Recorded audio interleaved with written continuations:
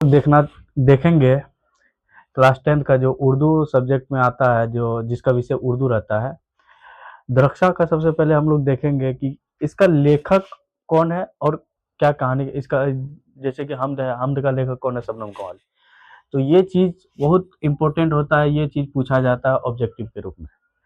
और इसको सबसे पहले जो क्लास 10 का एग्ज़ाम जो देने जाते हैं, वो सभी स्टूडेंट इसको याद करके और आसानी से ऑब्जेक्टिव के रूप में इसको टिक करके आसानी से।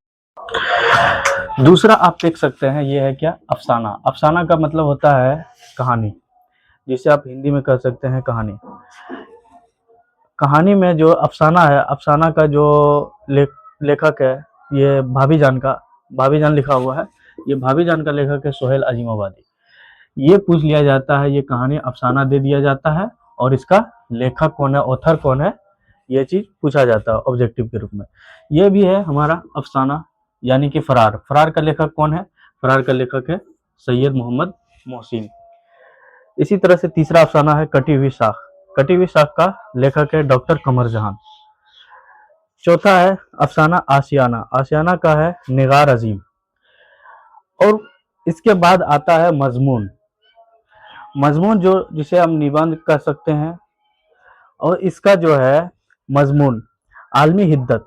आलमी हिद्दत का लेखक है माखूज।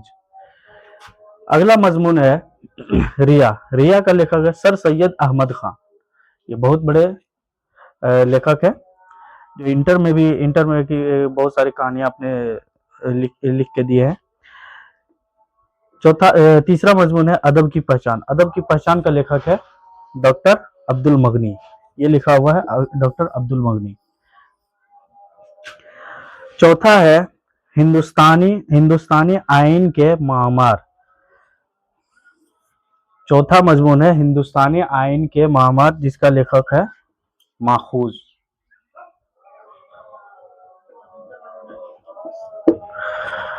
मजमून है उर्दू ड्रामा निगारे और आगा हश्र। इसका लेखक है प्रोफेसर अब्दुल लतीफुर रहमान है, जिसका लेखक है प्रोफेसर लतीफुर रहमान।